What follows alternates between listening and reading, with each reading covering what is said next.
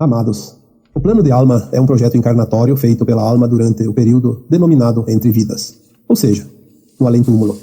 A alma, estando liberta do corpo, tem a sua capacidade de consciência mais alargada, o que possibilita lembrar das vidas passadas e, desta forma, consegue avaliar a sua caminhada até então. Nesta condição, ela também consegue ver o futuro, pelo menos um período que abrange o tempo necessário que vai durar a sua próxima encarnação. Uma vez avaliado o seu ponto real dentro da sua evolução individual, a alma elabora um plano encarnatório que possibilite a sua evolução o mais rapidamente possível. Sabendo como será o futuro e o que vai acontecer em cada região do planeta, ela também escolhe o país, a cidade e o lugar onde deve nascer, crescer e viver, pois ela vai depender de todos esses fatores a fim de vivenciar e experienciar as suas provas e expiações. Ela também estipula um tempo necessário para concluir tal projeto enquanto encarnada, pede então o tempo de vida corpórea para a próxima encarnação. E a não ser pelo suicídio, ato que seria uma escolha pelo seu livre-arbítrio, nada e ninguém vai impedir que ela tenha esse tempo de vida num corpo físico. Pede também que situações necessárias venham até ela durante a encarnação seguinte, a fim de aprender, resgatar ou curar pendências ainda existentes. Tais situações que podem ocorrer apenas na região geográfica onde ela irá viver, ou situações referentes à sua saúde, finanças, relacionamentos, profissão, etc. No momento certo, o universo vai levar até ela cada coisa solicitada nesse plano de alma. Por isso dizemos que ninguém vai passar por aquilo que não precisa passar, e que também ninguém foge de si mesmo. Tudo é sempre planejado, nos seus mínimos detalhes, antes mesmo de reencarnar, e ninguém vai passar pelo que não precisa passar. Seria uma perda de tempo, não somente para a alma encarnada, mas também para a sua equipe espiritual que lhe acompanha durante todo o tempo. As leis divinas são tão profundas e tão justas que a mente humana ainda não consegue entender a sua profundidade. No áudio do último sábado, alguém fez um comentário, indagando se a alma pode incluir um assassinato, por exemplo, no seu plano encarnatório. Esta questão me fez escrever o texto de hoje, pois não é possível responder isso em poucas linhas. É preciso ir muito mais profundamente e entender o verdadeiro objetivo das almas que decidiram experienciar a vida num mundo de provas e expiações. A Terra é uma escola de almas. Nós somos os seus alunos. A regra vigente aqui na terceira dimensão é experienciar a dualidade dentro de cada ação que uma consciência humana pode viver, agir, criar ou imaginar. Viver as duas polaridades de cada ação. Ora num extremo, ora no outro.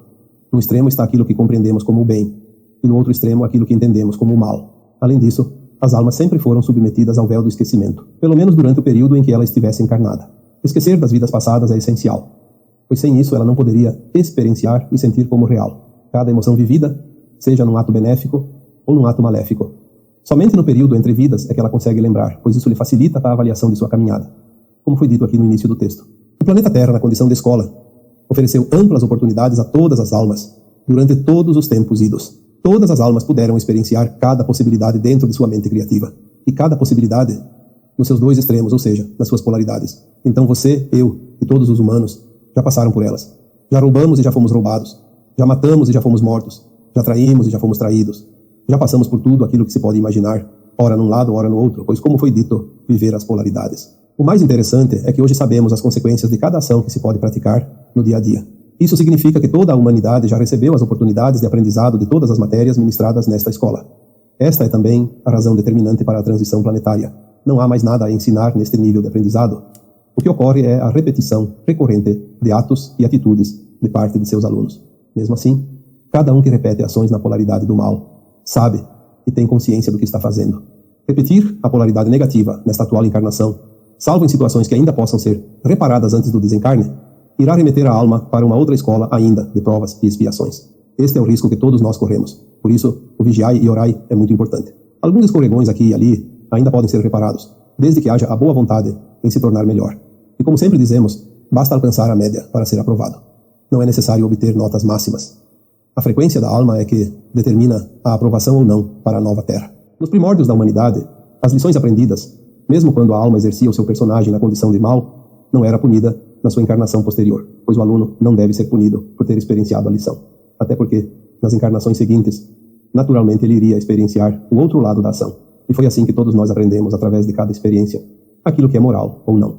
O grande problema é quando somos testados, ou seja, submetidos às provas. Depois de ter aprendido cada lição, tanto na polaridade do bem como do mal, a consciência já sabe se deve ou não agir em determinadas circunstâncias.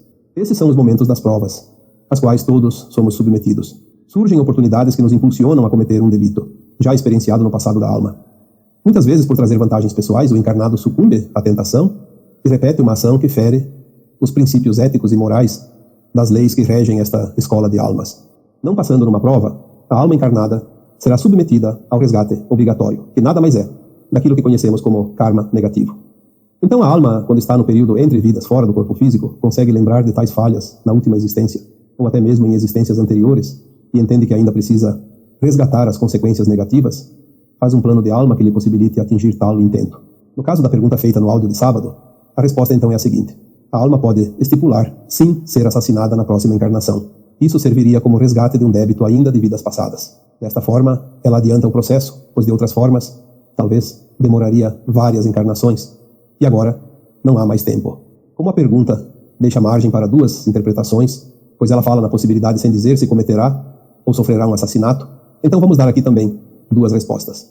O plano de alma estipula, sim, se ela precisa passar pela situação de ser assassinada, pois, como foi dito, é uma maneira de resgatar uma dívida pendente. De outro lado, a alma jamais colocaria em seu plano encarnatório cometer um assassinato, não nos tempos atuais, pois a sua primeira experiência como assassino já foi feita em vidas passadas.